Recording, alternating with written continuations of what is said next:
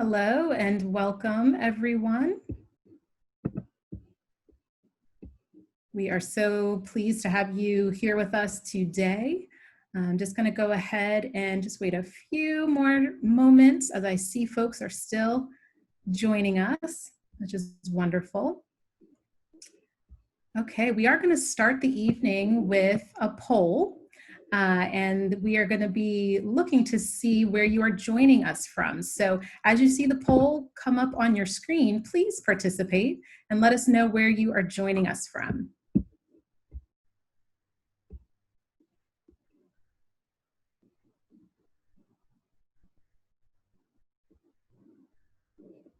Okay, I already see that it's a little bit of a mix in terms of where within the state. Okay, go ahead and I'll share the results with you. So you can see that we have majority of our callers calling for our virtual open housers joining us from Long Island. Then we have a few from New York and even a couple that are outside of the country. So we really do appreciate each one of you being with us today, and especially those who might be in a different time zone.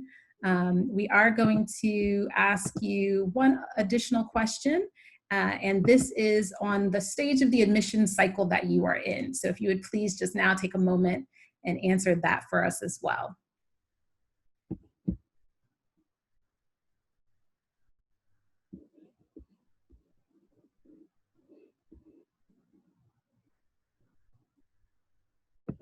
Okay, and I'll go ahead and share those results with you as well.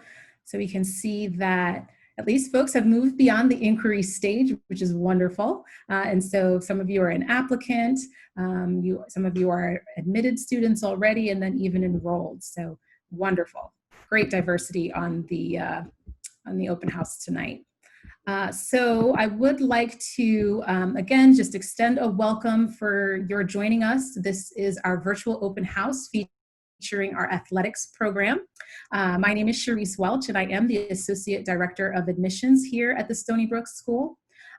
Today's program will include a presentation by my colleague, the Director of the Athletics program. And as you see before you, the agenda for the rest of the event, after the presentation from Mr. Hickey, we will then have an opportunity for you to ask some questions and a Q&A that will focus on the athletics program. Then we will also have an opportunity to just kind of review our application process, as well as some of the next steps that you can take after today's event.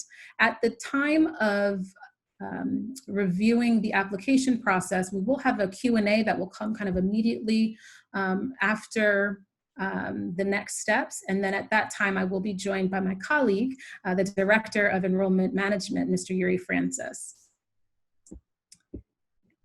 And so now I'd like to just take a few moments to review kind of the features or expectations for this webinar platform in case this is new for you. You will have already noticed that your camera and microphone have been muted, so that has been done for all of our participants or attendees tonight. Throughout the event, we do encourage you to use the Q&A button that you will find at the bottom of your screen. So you can do that at any time throughout today's presentation, and it can, again, pertain to athletics as well as any questions about the admissions process, and we'll be able to handle those for you. I will be presenting the questions to our presenter tonight. So it'll be moderated in that sort of way. And then we do intend to have a summary of all of the answers to the questions that have been asked, as well as we aim to be able to provide you with a recording of the event, and that will certainly come sometime either within the next week or so. Okay, and then now we will hear more from Mr. Dan Hickey. Thank you, Charisse. It's great to be with you all. Good evening, everyone joining us. I look forward to the opportunity to meet you in person, but I'm grateful now for the opportunity to at least be with you virtually. I'm excited for the opportunity to introduce you to Stony Brook Athletics. It's something that's been an important part of my life for about as long as I can remember. I was 10 months old when my family moved to Stony Brook to be a part of this school and community. My father taught here for 33 years. So I literally grew up on the campus and remember, riding the bus to my dad's away basketball games and being the ball boy for the lacrosse team and the softball team, and just had a wonderful experience growing up here on campus. I then had the opportunity to attend the school for 6 years as a student. And this past year, I finished my 12th year back working at the school and my 5th year in the capacity of the director of athletics. So this is a school, this is a community that is very much in my blood. And I know what Stony Brook School and what Stony Brook Athletics did for me and for my growth. And this is a school and a program that I deeply believe in. And it's something that I'm passionate about working in so that I can continue to provide the experience that I had for our current student athletes.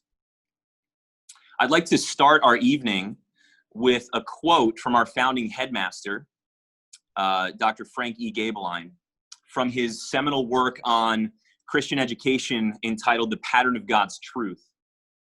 And in that he writes this, that a mile race is in itself a neutral thing.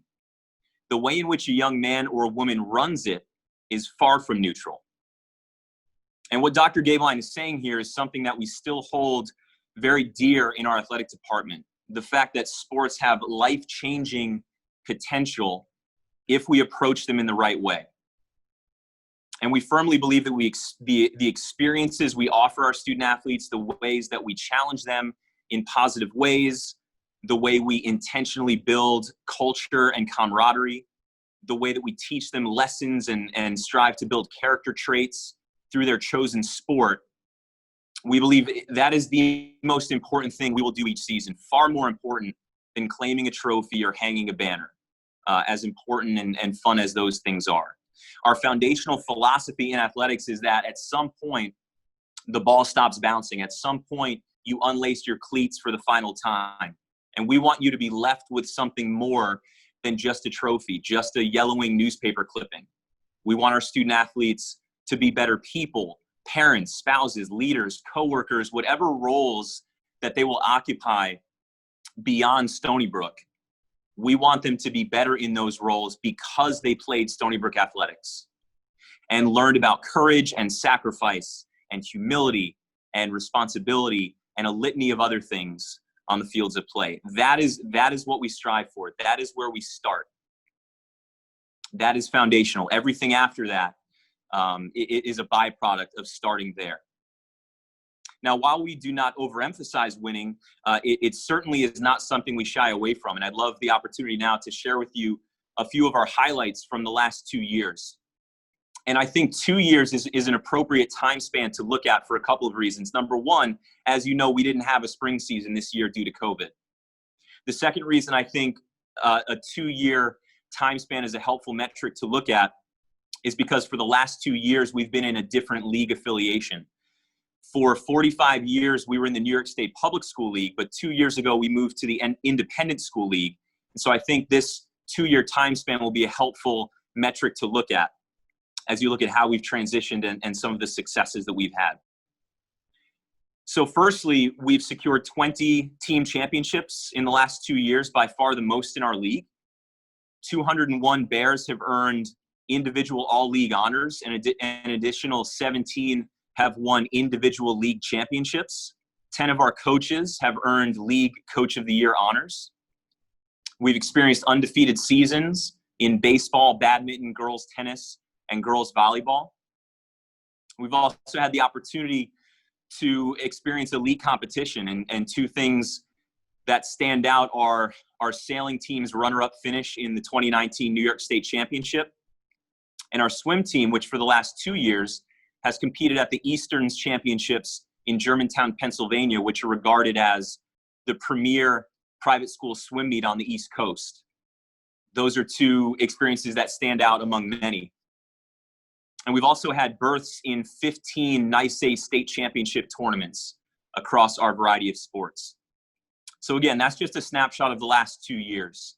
We're very proud of the success that we've experienced in that time frame. I'll move on now to talk about where our core focus is. You may have seen these three things illustrated on the first slide. I'd like to go through them a little bit more slowly and more intentionally here. In Stony Brook Athletics, we focus on three things in each season.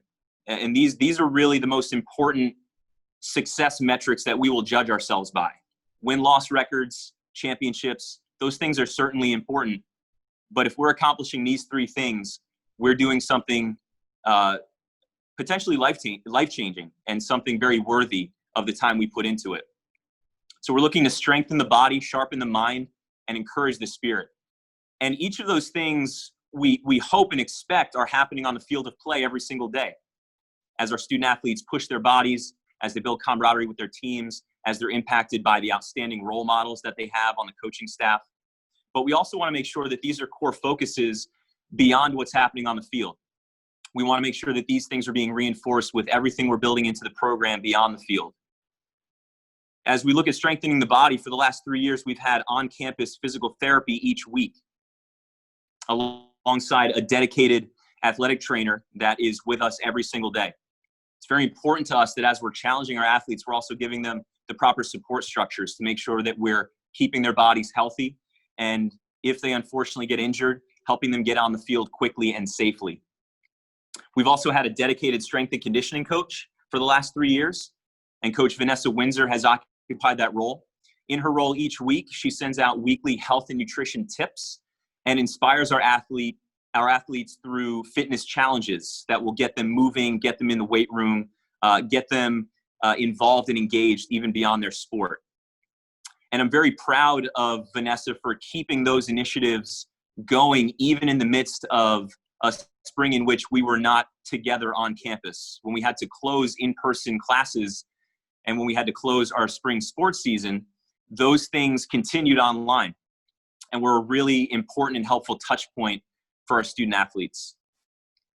Our focus heading into 2020, 2021 was a focus on sharpening the mind and making sure that we're building in intentional training for the mental aspect of sports. It's really difficult to overestimate how important mental strength is in sports, especially when we think about our teenage demographic. That is still, our students are figuring out who they are and what their passions are, and they're bringing a lot of different things with them to the field every day. And we want to make sure that they're equipped to thrive and to find success, even in the midst of, some complicated years that they're kind of wading through. And when you think about how much time we spend on the physical and how much of each sport is mental, there's really an imbalance in how little time we spend sharpening the mind intentionally. Yogi Berra famously said that 90% of the game is half mental. I'll let you unpack that. I won't take the time to do that. But that's a joking way of just, again, illustrating how important the mental aspect is of sports. Our plan this year was to have a guest speaker come in 3 times each season to take our athletes and our coaches through a curriculum that would give them the tools to be mentally strong, whether they were up a goal or down a goal, or whether they had a great day in the classroom or a rough day in the classroom, or whether or not the referees were making the calls that they thought they should be making. Giving them the tools to kind of weather the storms that happen in each competitive event. Now, that may change. The way we administer that may change because of COVID, but we're very committed in the coming year to making sure that we're sharpening the minds of our athletes. And lastly, encouraging the spirit. When I met with my coaching staff in May, my emphasis with them was, this summer, if you spend any time thinking about your team, growing professionally, planning for your season, make sure that you are spending time intentionally building your team culture and the camaraderie of your team. And it is our goal for each team and our overall athletic program in this coming year to be an absolute power plant of positivity for our school. We think that it has that potential, and we want to make sure that we are that conduit of positivity, that we're getting our athletes moving, we're getting them out in the sunshine, we're giving them something that brings them joy and allows them to use their talents in ways that bring joy to our community. I'd like to move on now to discuss just a couple of frequently asked questions that I get from time to time. Certainly, you may have questions beyond this, which in a couple of minutes I'd be happy to answer. But I tried to pick out a few that may be on your minds. First of all, what sports do we offer? You can see on the grid here that we offer a tremendous variety of sports. We have 22 different varsity programs that we have, which is a lot for a school our size. Each student at our school is required to have 2 seasons of a team experience, and one of those must be on a physical athletic team. But you may notice in that far right column that we also have some school-sanctioned activities that if our students participate in them, they will get a second PE credit and be able to fulfill their requirement without doing 2 physical sports. We recognize that while we value sports and while we've made that an integral part of our holistic curriculum for 98 years, we also recognize that not every student is going to have the same level of passion for athletics. And so we've tried to build in opportunities for them to explore other passions that they might have, including what you see here: robotics, chess, theater arts, and several other things. On the next slide, a couple of other frequently asked questions. What league do we compete in? Well, I mentioned it earlier, but let me unpack that a little bit more. We compete in the Private Schools Athletic Association against competition from Suffolk and Nassau counties, as well as the 5 boroughs of New York City. The league champions of the PSAA also earn berths in the NICE state championships. So we are a member league of NICE, along with the Ivy League and several other leagues that encompass schools from Long Island, New York City, Westchester. So it's a very diverse group of schools. We are in league with I think a tremendous camaraderie of schools. We get a chance every year to compete against the very best that New York has to offer, which I think is really, really important for the type of athletic program that we're striving to be. I get this question a lot. Can I play a sport outside of school if you don't have the sport that I've been playing my whole life? The answer there is likely yes. It's very possible for you to continue playing a sport outside of our school. We have a brief application process that helps us to decide that, but essentially what we're looking for is for a student who has committed a lot of time and energy and has reached a requisite level of skill that would be difficult for them to put down if they wanted to enroll here as a student. We don't want you to give up a passion of yours in order to come to our school. And so if we don't have your sport, we can make avenues for you to continue competing in that. What this really is not for is for someone to kind of pick up something completely new that they've never done before just to try it out. That's not really what this is for. But if you've competed for several years in gymnastics or equestrian or fencing or other things, we have hockey players here. We have a great variety of students who participate outside of school. There's ways that we can make that happen, and I'm happy to work with you one-on-one to discuss. And lastly, do your teams make cuts? And the answer is yes, some do, but not all of them. Our most popular sports certainly do, which is difficult. That's the hardest thing for a coach to do in a year, but it's also positive for that team. It means that there's good, healthy competition happening, and that typically that program is in a position of strength. I will say that there are multiple non-cut opportunities each season, so you certainly won't be boxed out of participation because you were cut from a team. And each season I work with athletes one-on-one that have been cut to make sure that they find a landing spot that fits them and that they're excited about so that they can get the credits that they need to get. I'd like to close by discussing something that's on everyone's mind right now, and that's, what is school going to look like in the fall in light of the pandemic that we're experiencing right now. And I'm going to be honest with you, I don't have the crystal ball. No one out there does right now. What every school is trying to do is to look at the most available information, to look at the best practices that are out there, and try to figure out and scenario plan so that they can, be nimble once we get some clear directives from New York State. Specifically for athletics, we really haven't gotten anything clear from the state of New York saying, whether or not we're going to have it, what it's going to look like. So what we've been doing since May is using the guidelines given out by the National Federation of High School Sports, which in recent weeks, both the Public School League and the Independent School League have pointed their member schools to and said, hey, follow these guidelines as you plan for the fall. So we've actually been using those for our planning since our last school year ended. So our athletic staff and our coaching staff are well versed on those guidelines. And we've made plans for each sport according to that latest info. Now that may change. And certainly we're on the balls of our feet as we're thinking ahead to the fall and planning ahead. But, we're very confident that what we have in place is something that will bring our students back on the field, but also bring them back on the field safely and in line with the latest guidelines. We've also developed plans for daily screening and temperature checks for our athletes with our health center. That's something that's incredibly important. No student will step on the field without a health screening every single day. We've also developed proper sanitation protocols with our cleaning company so that all of the spaces that our athletes are walking into every day are as sanitized as possible and following the best practices. And I'll close just by saying, again, that we are committed to running an athletic program this year, as long as we're allowed to.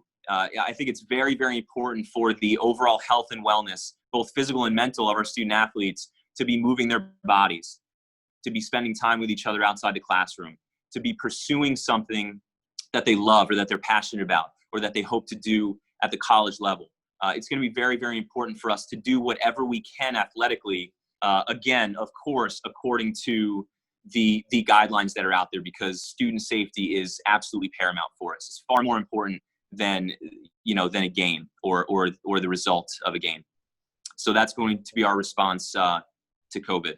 So that's a snapshot of our athletic program. And at this time, I'm very happy to answer any further questions that you may have or to expound on anything that I've already said.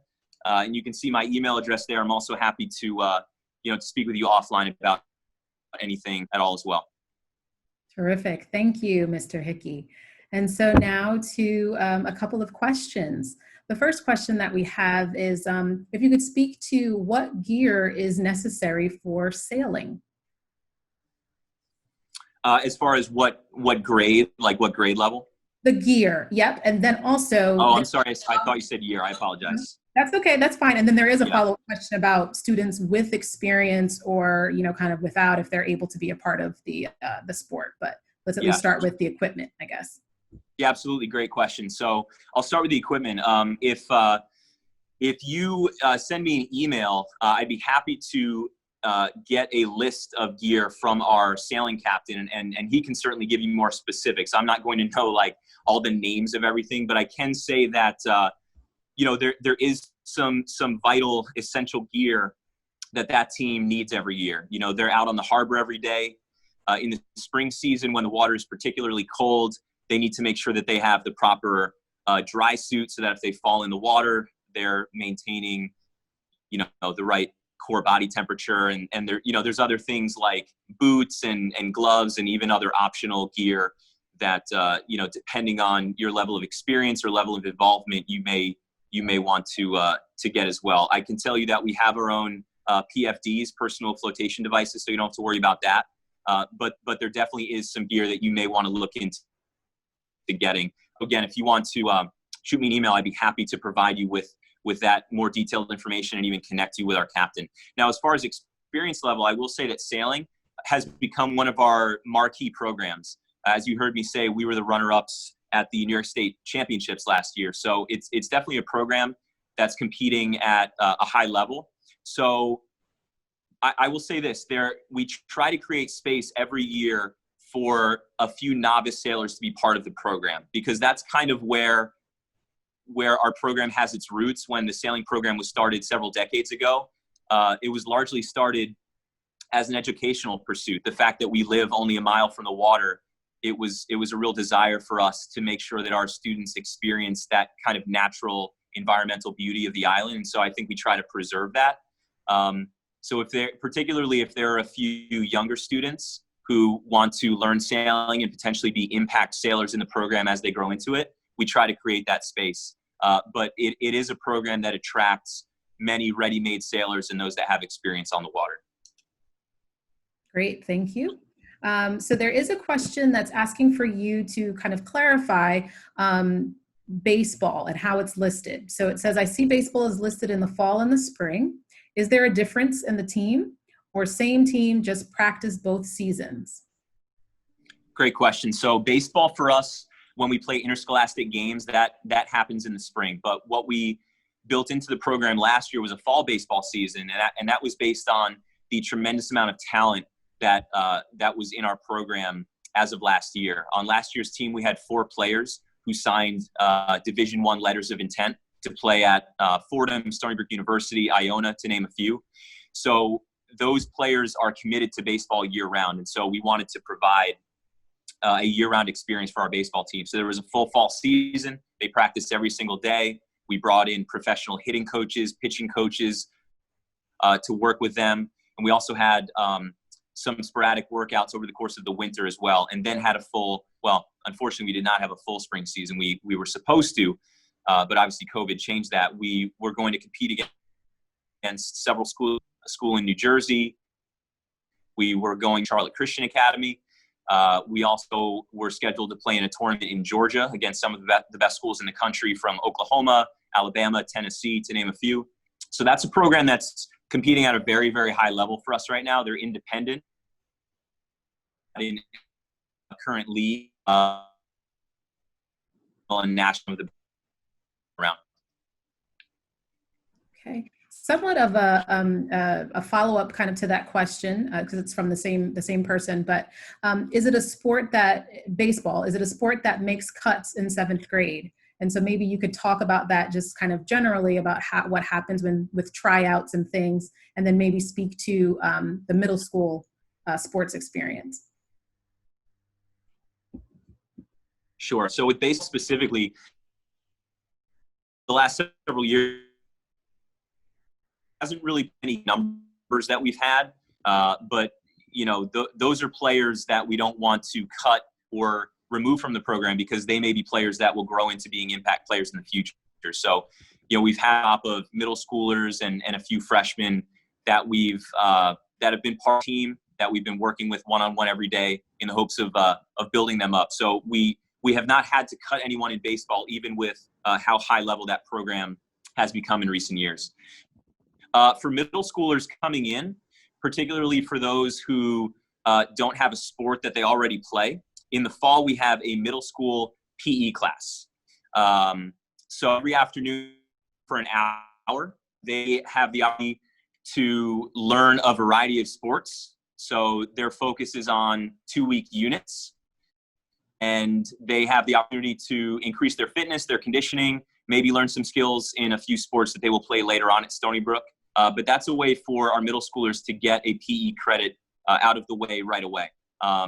Beyond that, we ask that their second PE credit be on a high school team as we start to transition them into our high school sports program. I will say that every year on almost all of our teams, there are impact players in our 7th, 8th, and 9th grade. So, if you come in and you're a 7th grader and you're good enough to play on a varsity team, you will get that spot. It's very apolitical in that way, and we really rely on the talent of our middle schoolers to be impacted.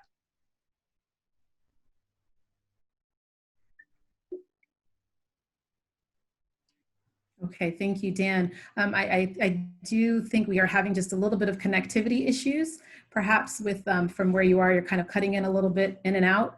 So I just hope that that kind of stabilizes as we finish up. Can you talk Sorry a little? about that. That's this day and age, so we do understand that happens. So that's okay. Just want to make you aware of it, and to also let our attendees know that we do recognize that. Could you just speak a little bit about kind of equipment pricing in general, and kind of what maybe some of the additional fees or charges would be for some of the sports equipment that goes along with being on a team? Yeah, absolutely. So every team, I would say most teams have some additional gear that we ask them to purchase. That may be, those are typically things that we can't recycle, that we can't take back and use again. So things like soccer socks or a practice jersey that you need to wear every day. Those are the kind of things that we're talking about. So for most of the teams, that's probably going to be around, $20 to $30. There are some specialty teams, which, is going to be a higher price point with the gear. Our swim teams, because of the cost of their suits, that may be a little bit higher. But for most teams, we really, really try to keep that at a manageable price point. There are that we do use every single year. They provide, safety helmets and shoulder pads and things like that. We provide and we pay for and recondition and those kinds of things. So we try to keep it small, the things that our athletes have to purchase. And we try to keep them things that they can use year over year so that they don't have to purchase the same things every year. Great. And then there is a question specifically pertaining to about the ability for wrestling for a 7th grader. So is it open to 7th grader? And then would that student be able to participate in wrestling as well as baseball, or do they need to fully commit to baseball? Great question. So yes, wrestling is available to our 7th graders. And I'll also mention this. Any 7th or 8th grader that is going to compete on a high school team, we put them through a physical fitness test to make sure that they can compete in that sport safely. And that's just according to New York State best practices. So yes, 7th graders are, and if you look at our history, 7th and 8th graders have been some of our best wrestlers because they're small and feisty. So yes, I'm sorry, what was the second part of that question? And so it's about if the student could participate in wrestling and baseball, or do they need to fully commit to baseball? Right. So our wrestling team competes in the winter season, and while there are baseball workouts during the winter, those don't happen during the main afternoon athletics time. So, wrestler was interested in keeping up with their baseball workouts throughout the winter. They could probably do both. But I also make sure that I emphasize with those athletes that the sport that they're focusing on in season, that takes precedence over their baseball. So if they're feeling that tension, if they're feeling that conflict, if they're feeling worn down, their focus should be on wrestling and baseball if they would like to, in addition to what they're doing. Great, thank you. And then we have a question that you'll probably maybe want to answer, kind of generally talking about what the kind of the PE waiver for students who have a particular an activity or sport that we don't offer and that they're committed to. But in specific, this question is asking about their child who participates in jiu-jitsu and has done so for 6 years. Mm-hmm. And if they wanted to continue on that path, what would be needed, to request the athletic waiver for that sport? Absolutely. So yeah, jiu-jitsu is a fantastic sport. We would absolutely want your child to continue in that. So the only thing you would need to do is just send me an email to the email that's listed on the screen, and I will give you the athletic waiver, and just get that back to me at any point before the start of the school year, and you'll be great. Well, that will certainly conclude, I guess, this portion of our athletics questions. So thank you so much, Dan, for your time for answering those. And certainly, as has been indicated, if there are any additional questions that are specific to Dan, go ahead and send it. His email address has been put in the chat.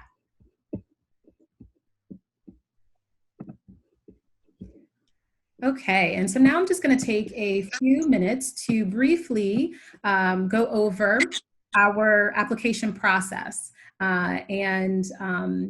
It really starts with the online inquiry form, which I learned through our poll earlier today that all of you are beyond the inquiry stage, so that's wonderful.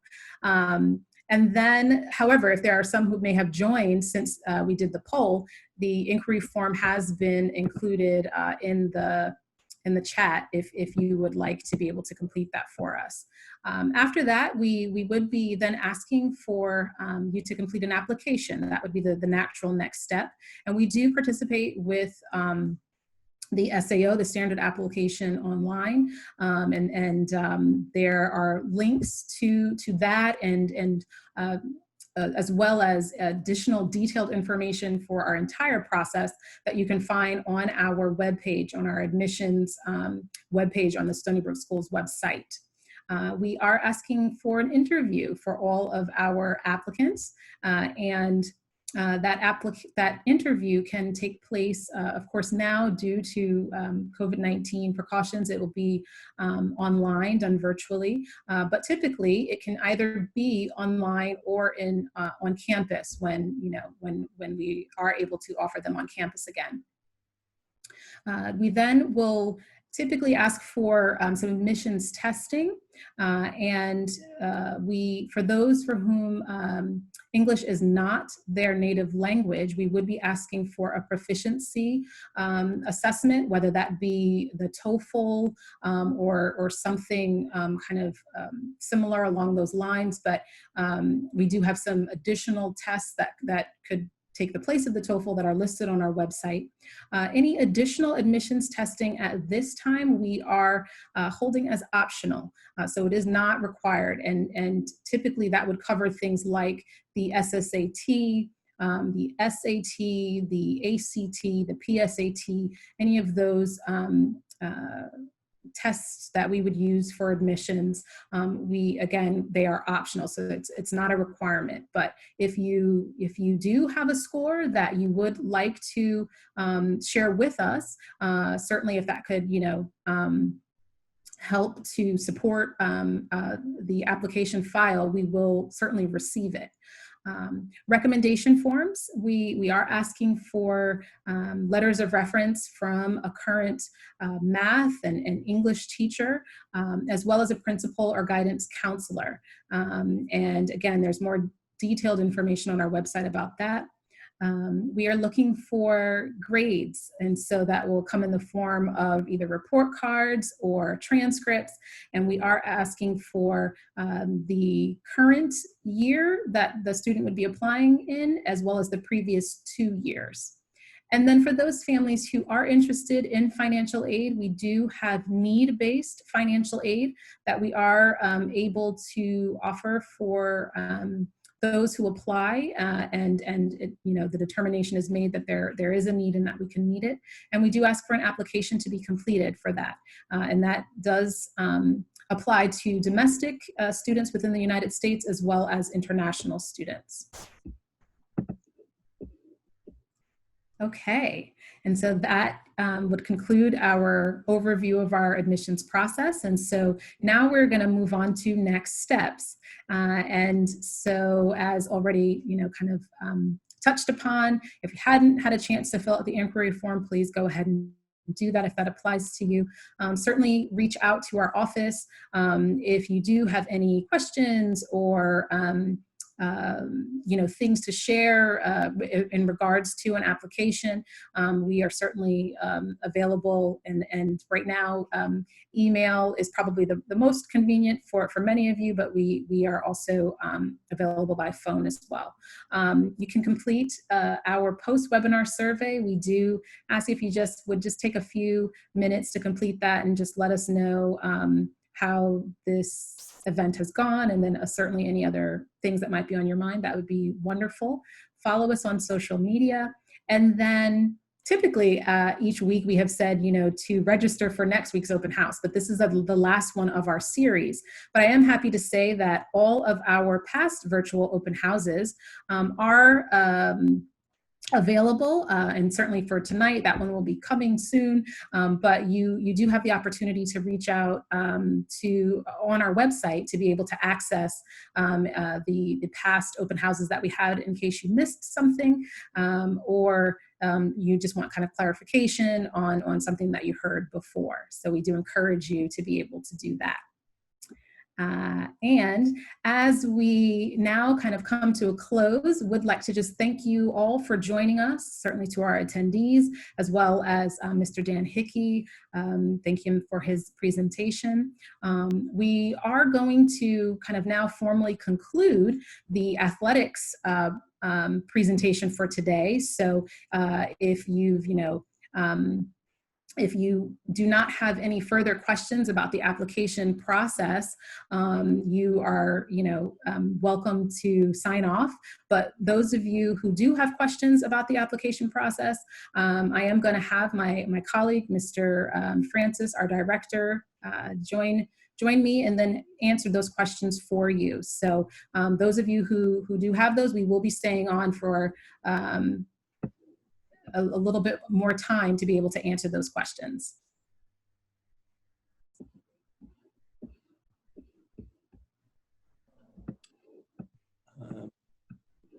So it looks like there was a question about previous virtual open houses, and someone is just inquiring on how to find the academics virtual open house recording.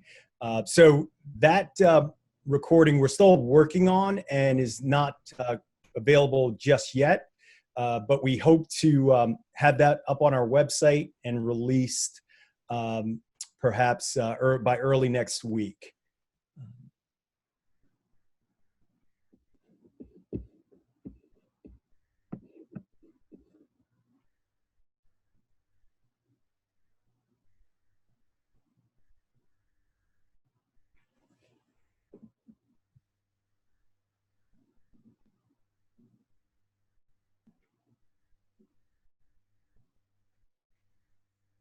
Again, you are encouraged to type in any questions that you might have about the application or admissions process into the Q&A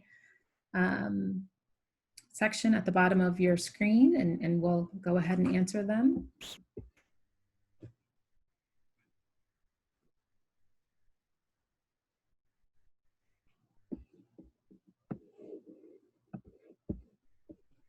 Okay. Well, that's a good sign then. So that's wonderful. We don't mind that at all. But again, certainly if anything does come up between our conclusion today and the next time that we're able to speak with you, please don't hesitate to reach out to us. You have our contact information. So at this time, I just would like to, again, thank you for joining us. Be well, and then we look forward to keeping in touch. Have a good night. And